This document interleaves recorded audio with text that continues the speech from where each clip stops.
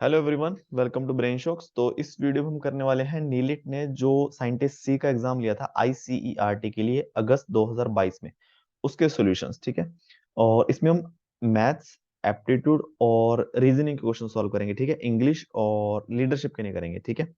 और जो अभी साइंटिस्ट, जो लोग अभी पहली बार देख रहे हैं उनको नहीं पता है, जो साइंटिस्ट सी और डी के अभी फिलहाल पेपर होने नीलिट के, चाहे वो एसटीक्यूज की ले रहे हैं चाहे वो आईसीईआरटी की ले रहे हैं, वो प्रॉपर नॉन टेक्निकल पेपर है जिसमें 5 टॉपिक के क्वेश्चंस आते हैं। Aptitude, basic maths, reasoning, English और एटीट्यूड एंड लीडरशिप। ठीक है। तो 3 घंटे का पेपर रहता है, 150 मार्क्स, 30 क्वेश्चंस हर उससे आते हैं अब तक के। इस पेपर में आई थिंक थोड़ा गड़बड़ी ऊपर नीचे है, नंबर ऑफ क्वेश्चंस और मिक्स भी दिए थे। ठीक है। तो ये पेपर है आई सी आर टी के लिए, है ना, 2022 में हुआ था। और साइंटिस्ट सी, जो कि कंडक्ट कराया था नीलिट। ठीक है। तो इसको आई थिंक टोटल 90 क्वेश्चंस हो जाएंगे, अप्रोक्सीमेट एप्टीट्यूड, रीजनिंग और बेसिक मैथ से। इसको हम 2 या 3 पार्ट में करेंगे। ठीक है। तो स्टार्ट करते हैं। तो फर्स्ट क्वेश्चन है हमारे पास, देखो, group the figures into different classes on the basis of their orientation. ठीक है। देखो, अब दिया हुआ है इसमें, मेरे हिसाब से तो सबसे पहले ऑप्शन भी देखने चाहिए ना। हम क्यों इतना दिमाग लगाएं कि यार ये वन किससे मैच कर रहा है। देखो, 1 2 4, 1 2 4, इसमें कुछ है क्या? इसमें चलो हम बोलते हैं कि रेक्टेंगल है। 3 5 6, 3 5 6, तो इसमें तो कुछ कॉमन नहीं है। 1 7 8 देखते हैं, 1 7 8। ठीक है। फिर क्या है? 3 5 6, 3 5 6। अब देखो कॉमन क्या है 1 7 8 में? ये पूरी की पूरी फिगर है, इसमें कोई लाइन नहीं है। ठीक है, एक बाउंड्री ही है ओनली। फिर उन्होंने बोला है 3 5 6, 3 5 6 में क्या है? 3 5 6, इसमें हाफ में बांटा हुआ है ना, एक लाइन है बीच में।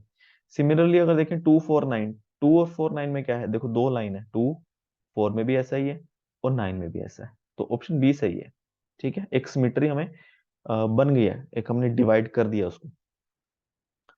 नेक्स्ट क्वेश्चन है, select the figure which satisfy the same condition of the placement of the dots in the figure x. देखो, अब थोड़ा सा इसको बड़ा करते हैं। अब बोल रहा है कि देखो, ये डॉट है, ये वाला डॉट है।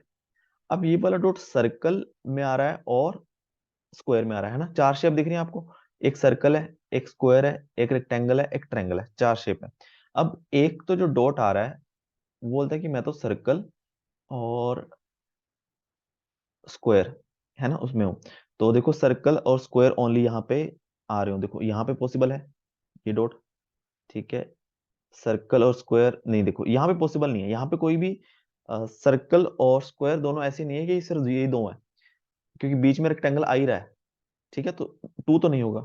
3 में देखें, 3 में भी देखो ये वाला पोर्शन है, यहाँ पे सर्कल और ओनली स्क्वायर है। ठीक है। और इससे इसमें बात करें, इसमें भी है। ठीक है, 2 ऑप्शन एलिमिनेट होगा। सेकंड, ये वाला डॉट देखते हैं हम।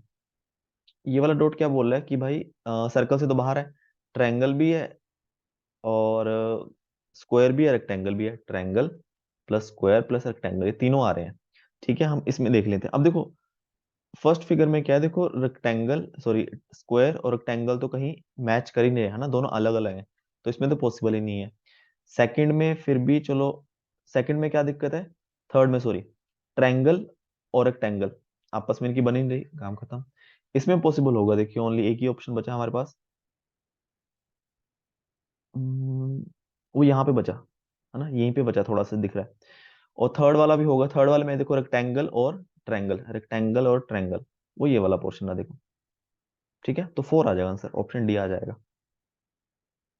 बस इसमें क्या है कि जैसे अगर हम ऑप्शन एलिमिनेट करते रहेंगे वो ज्यादा आसान रहेगा, क्योंकि एक फिगर दी, हम चारों में ऐसे ऐसे बार बार देखते रहेंगे तो पजल ही होंगे। तो इससे अच्छा है कि हम एक एक निकालते जाएं कि भाई तू निकल जा, तू निकल जा, तू निकल जा, फिर एक बचेगा कि हाँ भाई ये हमारा आंसर है।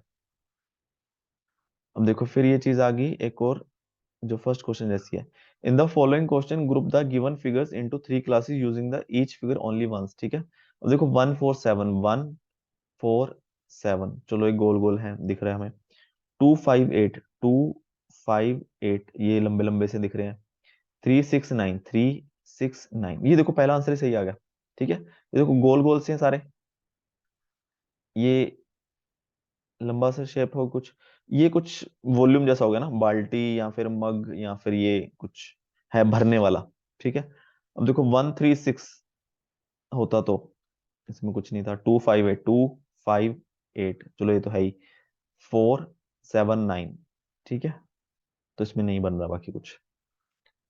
नेक्स्ट क्वेश्चन है, find the water image. Water image find करने मतलब इसके नीचे देखो, मिरर इमेज होती अगर साइड में बोल देता, वाटर इमेज यहाँ पे। ठीक है, तो इसके नीचे कैसी इमेज बनेगी? तो देखो ये तो सेम ही बन गई, ये तो पहला तो ऑप्शन सेम ही दिख रहा है, तो वो तो है ही नहीं इमेज। और चेक कर लो बस, देखो डी बन रहा है, डी इसकी वाटर इमेज है, चेक कर लो। ठीक है, ये ऐसा सा बनना चाहिए ना, इसके उल्टा बिल्कुल। हम्म,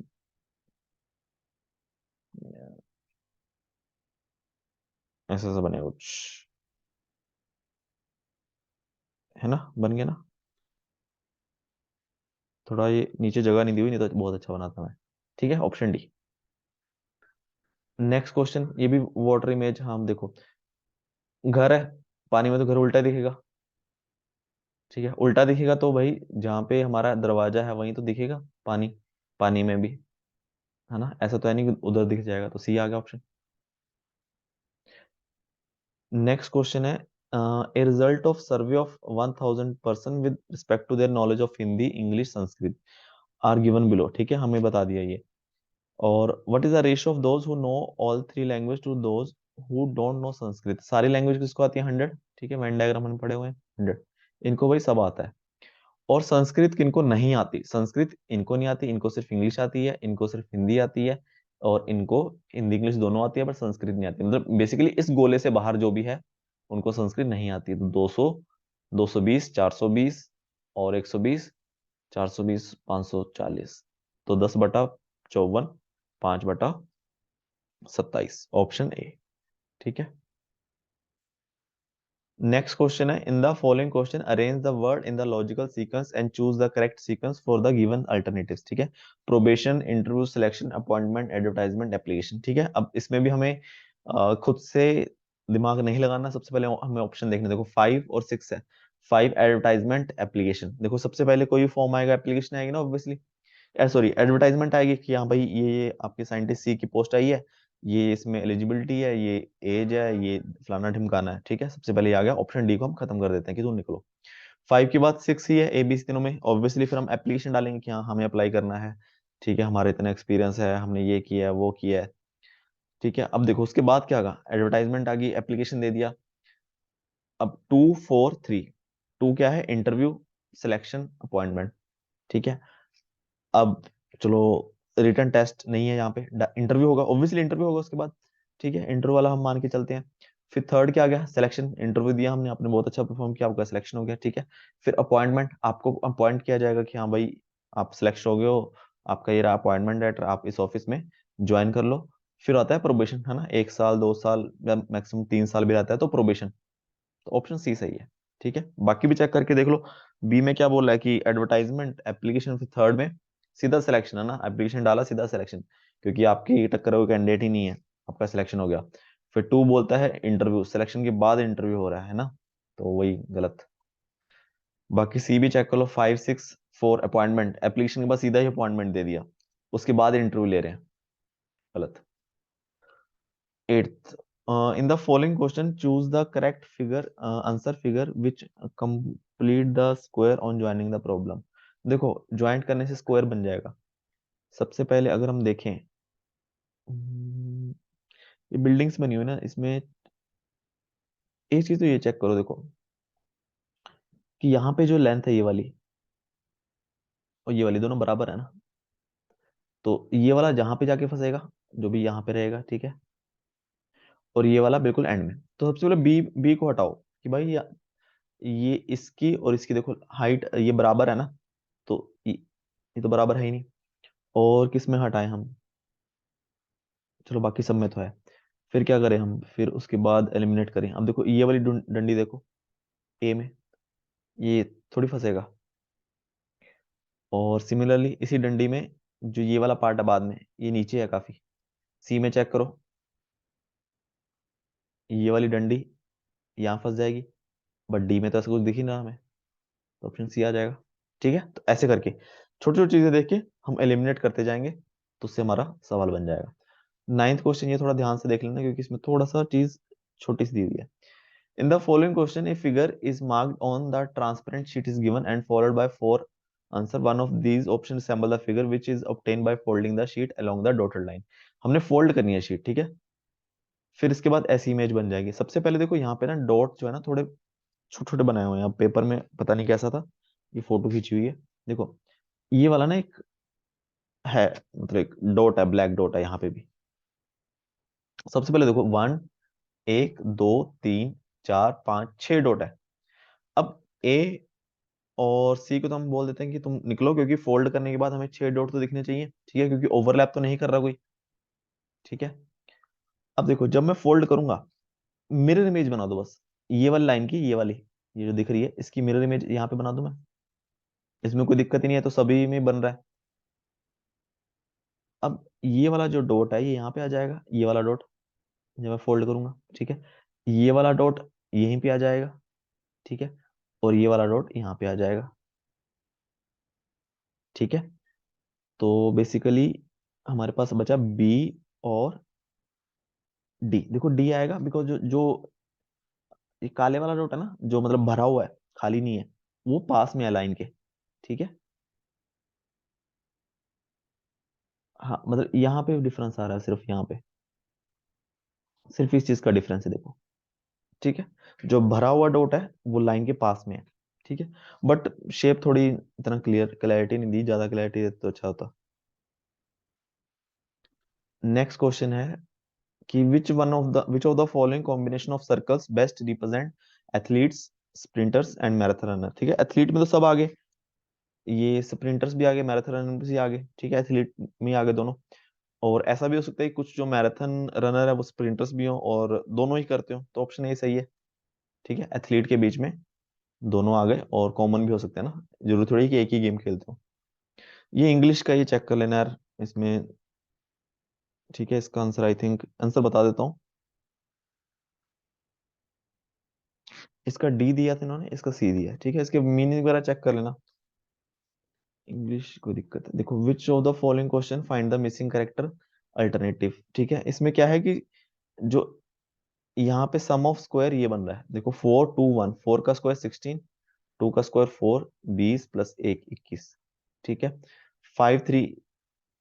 25 प्लस थ्री, प्लस थ्री का स्क्वायर 9, यानी कि 34 प्लस 64, 34 प्लस 64 98 है ना। तो 6 का स्क्वायर 40, सॉरी 36, 7 का स्क्वायर 49, कितना बन गया है? 85 प्लस 3 का स्क्वायर 9, 94। ठीक है, next question. Application was received by class teacher in the afternoon of a weekday. Afternoon को एप्लीकेशन मिली, next day she forward it to student coordinator. अगले दिन स्टूडेंट कोऑर्डिनेटर को फॉरवर्ड कर दी, जो कि लीव था उस दिन पे। Student coordinator put the application to the principal next day in the evening. Next day principal को दे दी, बट शाम में। The principal studied the application and disposed of the matter on the same day. और उसी दिन खत्म कर दिया मैटर, इवनिंग में पहुंची तभी पढ़ा, मैटर खत्म। और वो सैटरडे था। Which day was application received by inward clerk. किस दिन एप्लीकेशन मिली? अब देखो एक कोई दिन है, ये दूसरा दिन, तीसरा, चौथा, पांचवा, जो भी हमें नहीं पता। एप्लीकेशन मिली आफ्टरनून में, इस दिन मिली आफ्टरनून में। ठीक है, एन लिख देते हैं। आफ्टरनून मिली, फिर अगले दिन क्या किया, है ना, उसने थोड़ा आलस दिखाया, बोले कि नहीं अभी तो दोपहर हो गई है, कल आराम से करेंगे हम। अगले दिन उसने फॉरवर्ड कर दिया स्टूडेंट कोऑर्डिनेटर को, है ना। स्टूडेंट कोऑर्डिनेटर इस दिन छुट्टी पे था, तो उसने क्या किया, अगले दिन शाम में, इवनिंग में प्रिंसिपल को दे दी एप्लीकेशन। प्रिंसिपल ने तभी की तभी निपटारा कर दिया, बोले काम खत्म, निकलो अब। और ये दिन क्या था फिर? सैटरडे। ये सैटरडे था, ऑब्वियसली फ्राइडे होगा, और ये थर्सडे होगा, थर्सडे को मिली एप्लीकेशन उसको। ठीक है, next question. In the question below three statement 1 2 and 3 are given. You are required to find out which of the given statements is are sufficient to answer the question. Mark your answer accordingly. फिर बोला कि point D is in which direction with respect to B, है ना। First बोलता है कि point A जो है, हम इसमें डायरेक्शन बना लेते हैं, देखो ईस्ट वेस्ट, साउथ, नॉर्थ, है ना। Point A is west of point B, A जो है बी के वेस्ट में है, तो बी यहाँ पे, ए यहाँ पे, ठीक है, वेस्ट में है ए। पॉइंट सी जो है नॉर्थ है बी में, बी के, सी है बी के नॉर्थ में, डी जो है साउथ, सी से साउथ में है। तो देखो सी का साउथ तो ये हो गया इस वाली डायरेक्शन, तो डी तो कहीं भी हो सकता है ना, डी तो यहाँ भी हो सकता है, डी बोलेगा यहाँ पे भी हूँ, यहाँ पे कहीं भी, और यहाँ भी हो सकता है, ठीक है। तो डी बी की किस डायरेक्शन में, ये हमें फर्स्ट पॉइंट से कंफर्म नहीं होता है, साउथ में होगा या नॉर्थ में होगा इतना पता है बस। ये क्वेश्चन को हम जवाब नहीं दे सकते ऑप्शन वन से। सेकंड जो है, point G is south of D, G जो है डी के साउथ में है, डी यहाँ पे, जी यहाँ पे, और जी जो है बी से 4 मीटर दूरी पे है, डी जो है 9 मीटर है, तो बी कहीं भी हो सकता है, यहाँ पे होगा कि जी के पास है, डी से दूर है ना। बी हो सकता है यहाँ पे हो, यहाँ पे हो, कहीं भी, हमें नहीं पता। तो इस सेकंड से भी हमें कुछ इतना खास आइडिया होता नहीं है। थर्ड में क्या बोल रहा है, इसको थोड़ा सा देखते हैं।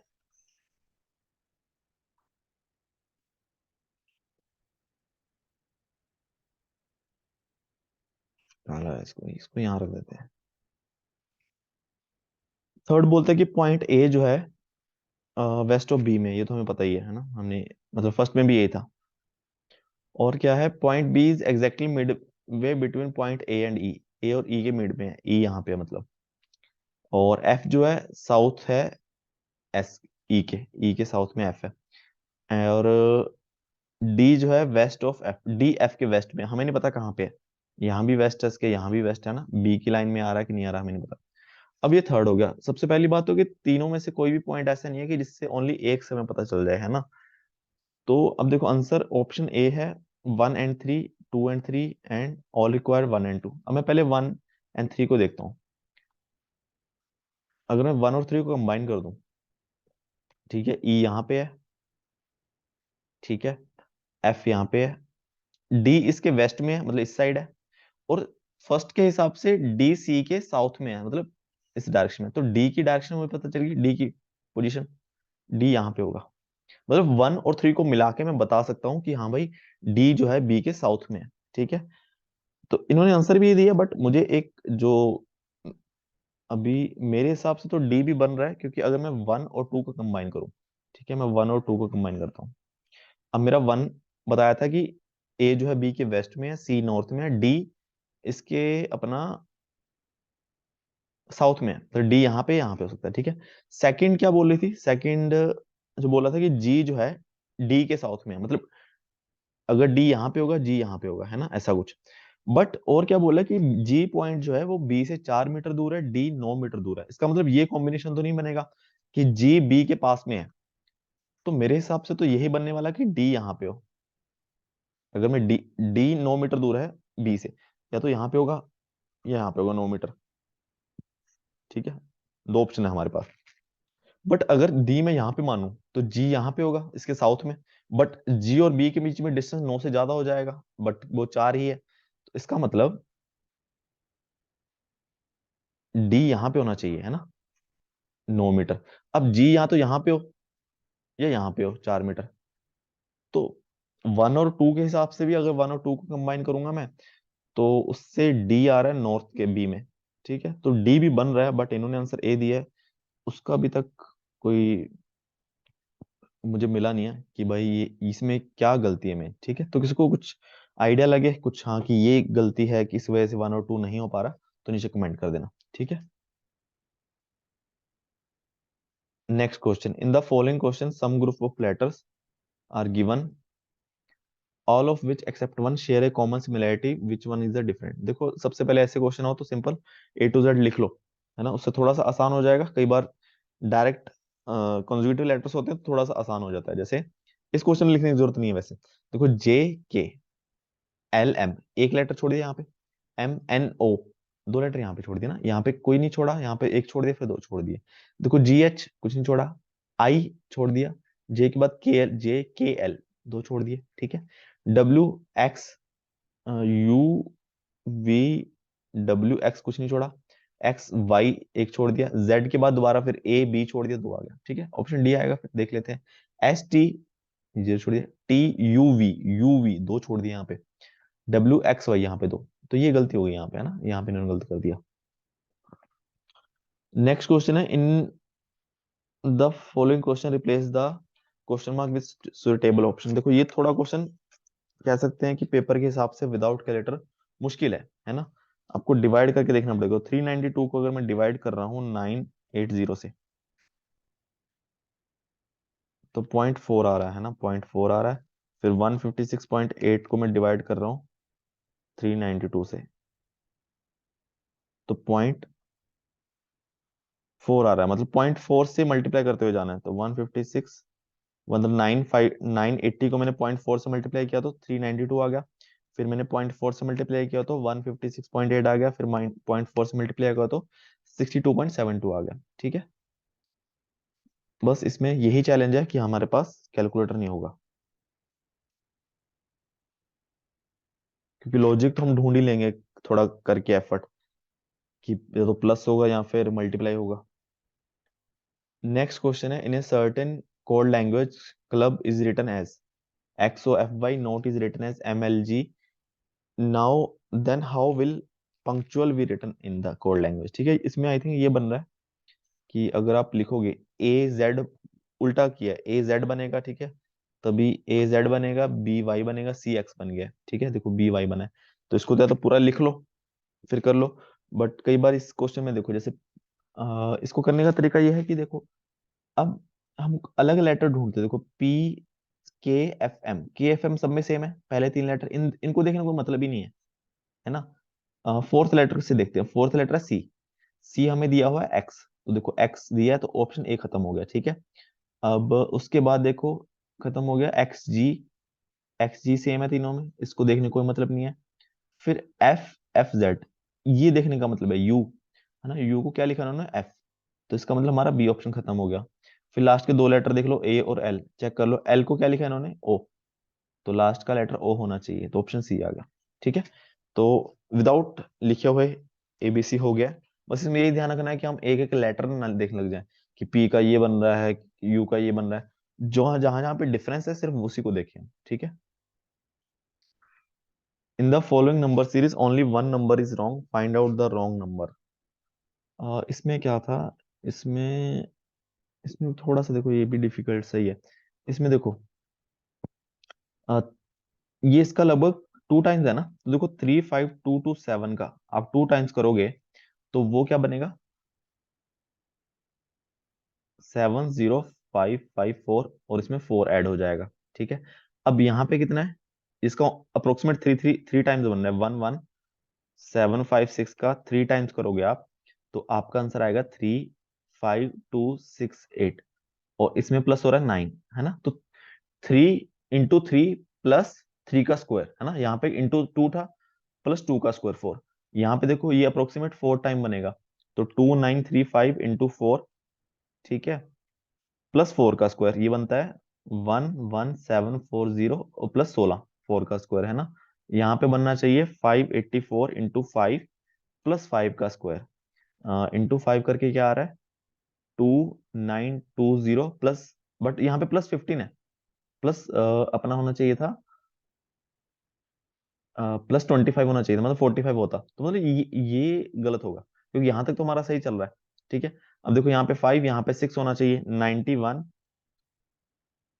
इंटू 6 प्लस 6 का स्क्वायर 36, तो यहाँ पे 582 होना चाहिए था, तब सही बन रहा था। ठीक है, अब चेक करोगे, देखो यहाँ पे 6 इंटू 7 प्लस 7 का स्क्वायर, 91 इंटू 6 प्लस 6 का स्क्वायर, 582 इंटू 5 प्लस 5 का स्क्वायर। ठीक है, तो सी आ जाएगा ऑप्शन।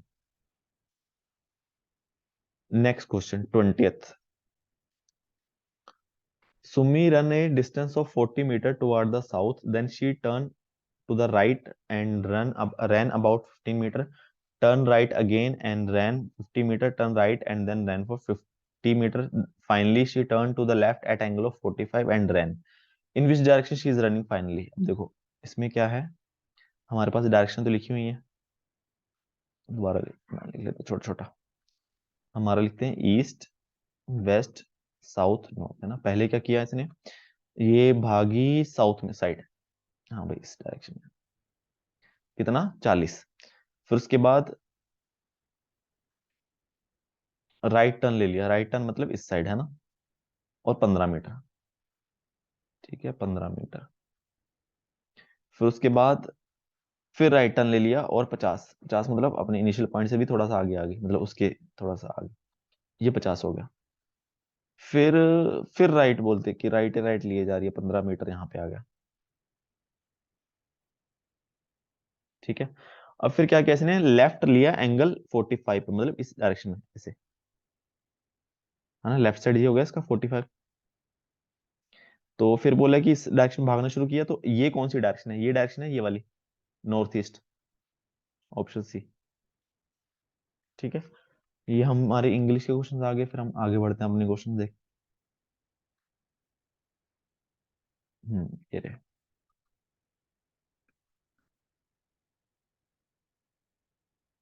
46 बोलते कि an army lost 10% of its man in war, 10% of the remaining died, जो बाकी 10% वॉर में चले गए, और जो बाकी बचे उसका 10% किसी बीमारी से मर गए, and 10% of the rest were declare disabled, और जो उसके बाद 10% बचे, जितने बचे उसका 10% उनको डिसेबल डिक्लेयर कर दिया।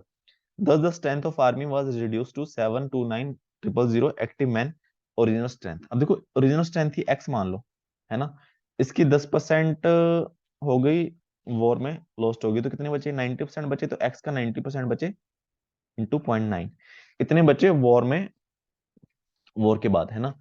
फिर रिमेनिंग 10% बीमारी से मर गए, तो मतलब जो बचा इसका 90% बचे, ठीक है, वे 10% बीमारी से मर गए। फिर जो बचा उसका 10% और उनको हमने डिसेबल डिक्लेयर कर दिया, तो मतलब 90% ही बचे उसका भी, ठीक है। तो ये जो बचे वो हो गए 729,000, है ना। तो यहाँ पे x इंटू 0.9 का स्क्वायर यानी कि 0.729 इक्वल टू 729,000। तो x की वैल्यू आ गई 729,000 डिवाइड बाय 0.729 इंटू 1000, है ना, कर दिया। तो ये आ जाएगा आई थिंक, देखो बस 1000 10 lakhs हो गए, 1 2 3 4 5 6, ठीक है 10 लाख हो गए। Next question 47, in a competitive examination the average marks obtained was 45 average marks थे। It was later discovered that there was some error in computation and marks of 90 candidates had to be changed from 80 to 50, है ना, हमने marks ज्यादा बढ़ा दिए और average फिर 40 आ गई। The total number of candidates appeared in the examination is, देखो सबसे पहले हम मान लेते हैं कि नंबर ऑफ स्टूडेंट्स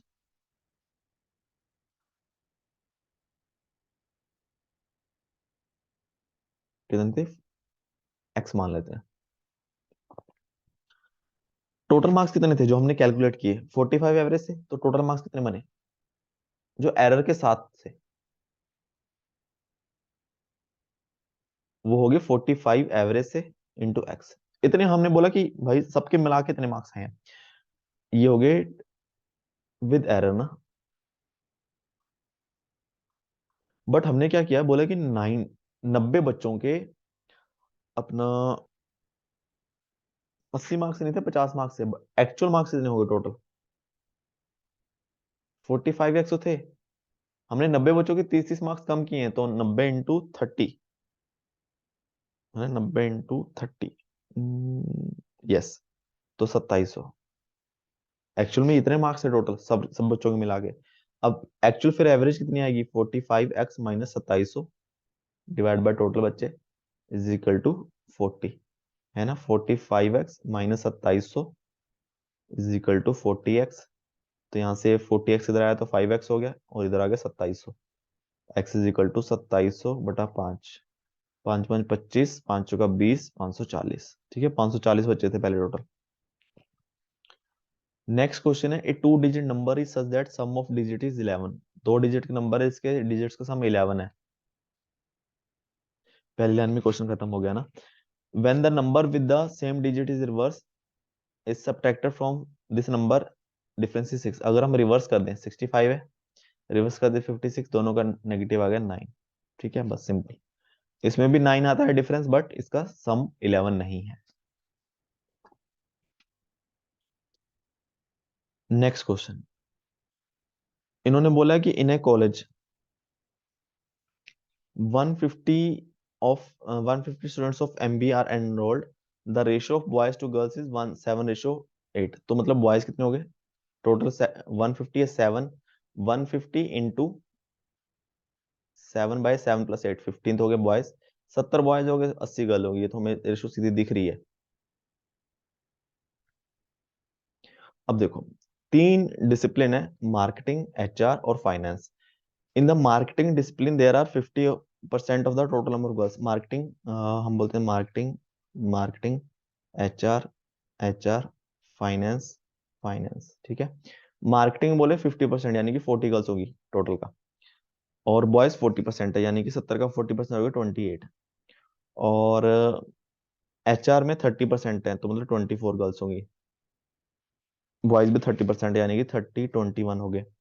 फाइनेंस में गर्ल्स हैं 20%, यानी कि 16, है ना। टोटल मिला के 80 बन जाएगा। फाइनेंस में लड़के हो गए 30, तो 7 × 21 बन गया।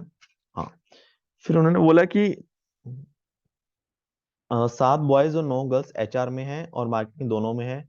6 लड़के 7 लड़कियां HR फाइनेंस दोनों में है। 5 लड़के 8 लड़कियां मार्केटिंग फाइनेंस दोनों में है। 2 लड़के 3 लड़के ने तीनों कोर्स, है ना, बहुत ज्यादा होशियार। बोले हम तो तीनों ही करेंगे। फिर उन्होंने बोला कि what is the ratio boys to girls only in marketing only, ठीक है। और what percent of students enroll in all 3 discipline. ये देखो 50 क्वेश्चन तो पता ही है हमें कितने, 2 और 3, 5 बच्चे जो हैं उन्होंने महारथी हैं, तीनों डिसिप्लिन में एनरोल कर रखा है। वो कितने परसेंट हो गए 150 के? तो 5/150 × 100, है ना। ये परसेंटेज होगा 3, 50, 2, 10/3, 3.333, ठीक है। ये तो सीधा होगा। अब हम बात करते हैं अगले सवाल की। तो सबसे पहले हम वेन डायग्राम बना देते हैं। देखो, पहले हम बॉयज की बात करेंगे, ठीक है।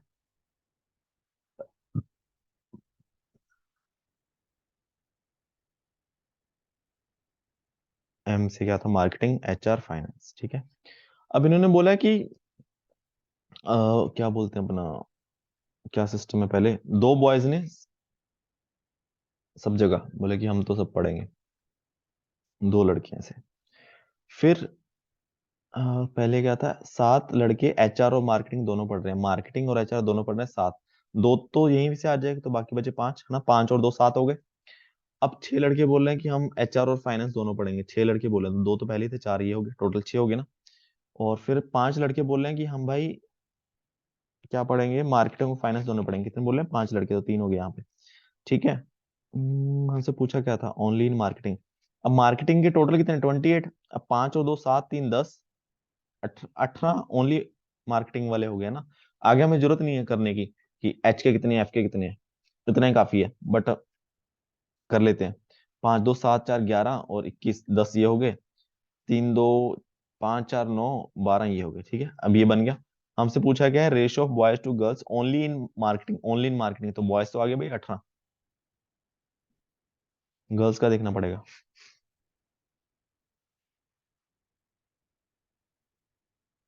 लड़कियां क्या बोल रही हैं?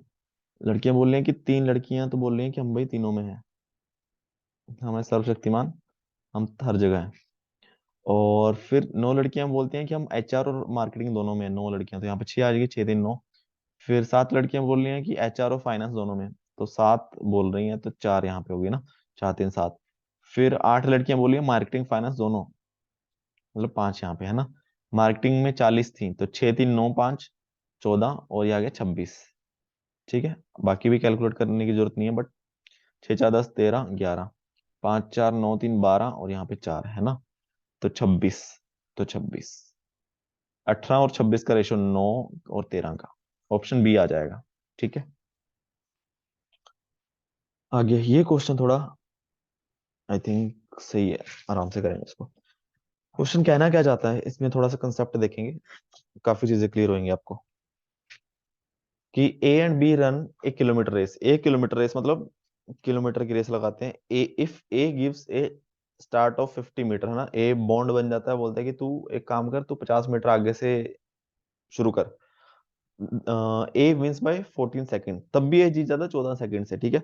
तो जब भी टाइम का आता है कि भाई टाइम से जीत गया कोई, तो इसका मतलब मैंने भी रेस कंप्लीट की, उसने भी रेस कंप्लीट की, दोनों का टाइम नोट कर लिया, दोनों का डिफरेंस आ गया 14 सेकंड, है ना। ए ने बी को बोला कि तू 50 मीटर, ये स्टार्टिंग पॉइंट है, ये फिनिशिंग लाइन है ना, ये हमारी रेस है।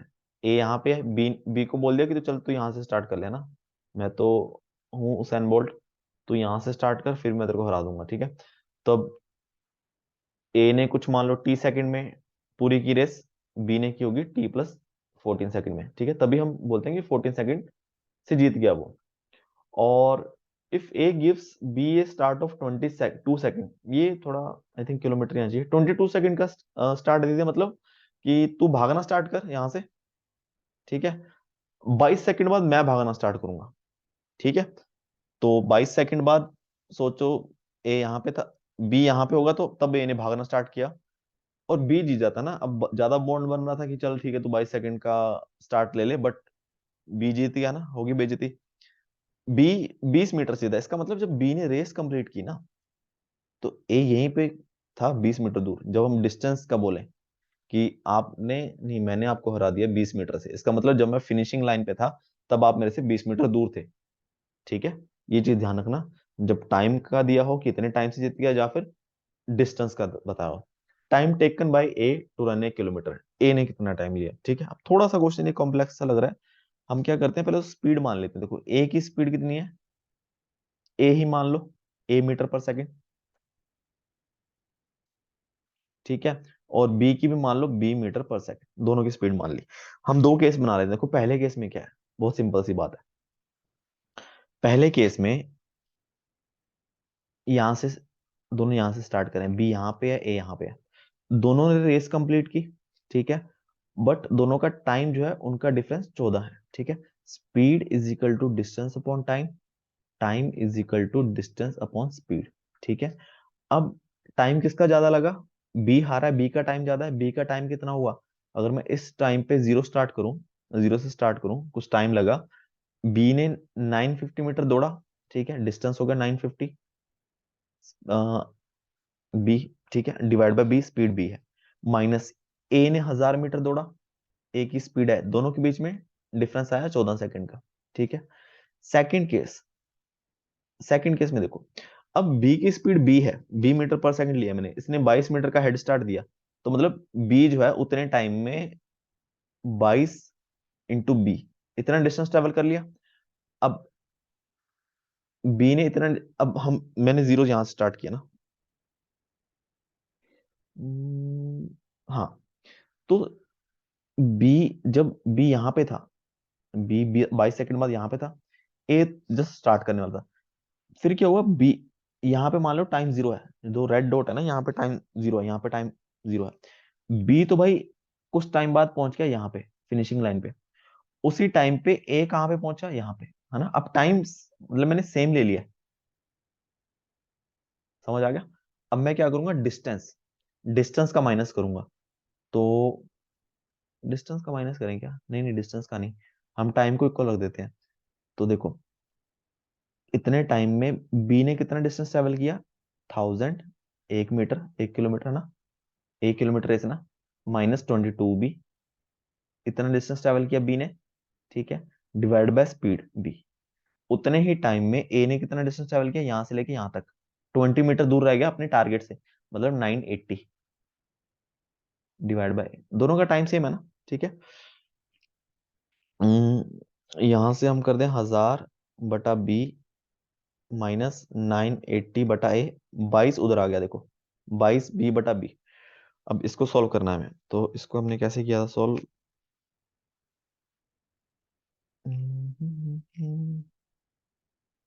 क्या किया था मैंने इसमें, थोड़ा सा आसान हो जाए जिससे, इसको हम कर देते हैं। अच्छा अब देखो, यहाँ पे 1000 है, यहाँ पे 950 है, तो इसको मैं मल्टीप्लाई कर देता हूँ 0.95 से, यही मेरे हिसाब से सबसे थोड़ा इजी हो जाएगा, ठीक है। बट इजी तो विदाउट कैलकुलेटर तो इजी इतना नहीं होगा, 980 इंटू 9.95, तो 931 आ गया ये, और 22 इंटू 0.95, ये 20 पॉइंट, 9 आ गया है ना। तो इक्वेशन 1 है, 1 में से 2 को माइनस कर देते तो -1000 बटा ए, माइनस माइनस प्लस 931 बटा ए, 14 माइनस 20.9।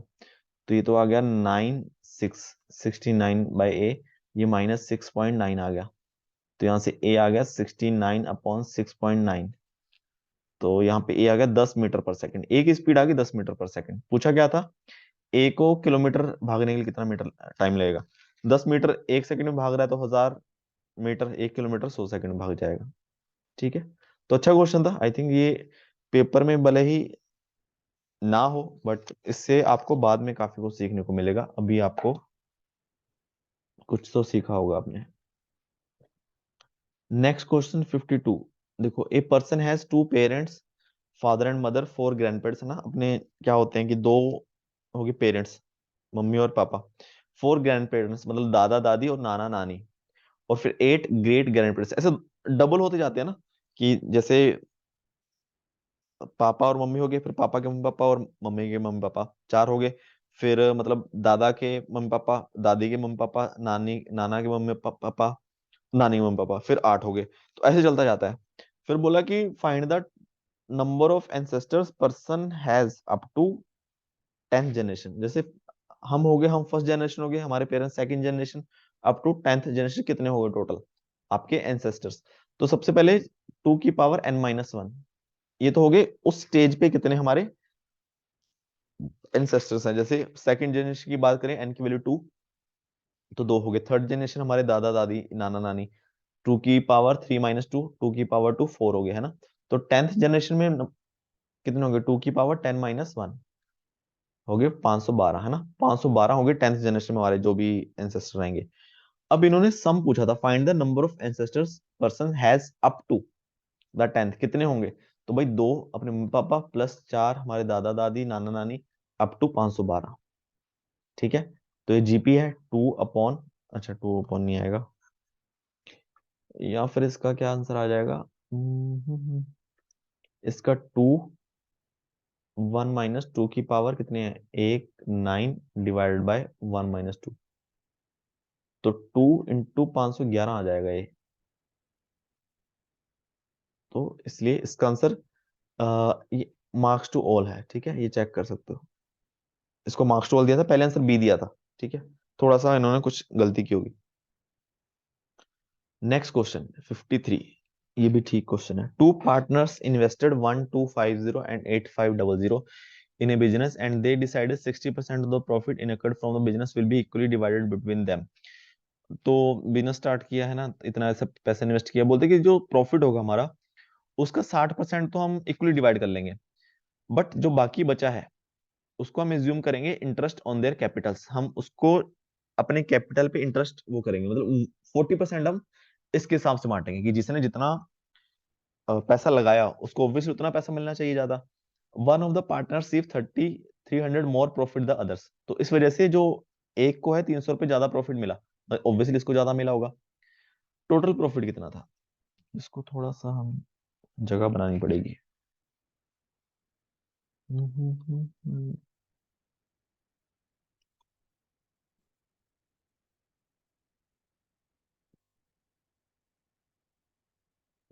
फिर इसको रब कर देते हैं। तो सबसे पहले देखो, अब जो प्रॉफिट का जो वो होगा, मतलब मैं इसको ए मान लेता हूँ, बी। अब मान लो ए और बी, जो 40% बचा है ना, अब टोटल प्रॉफिट मान दे चलो।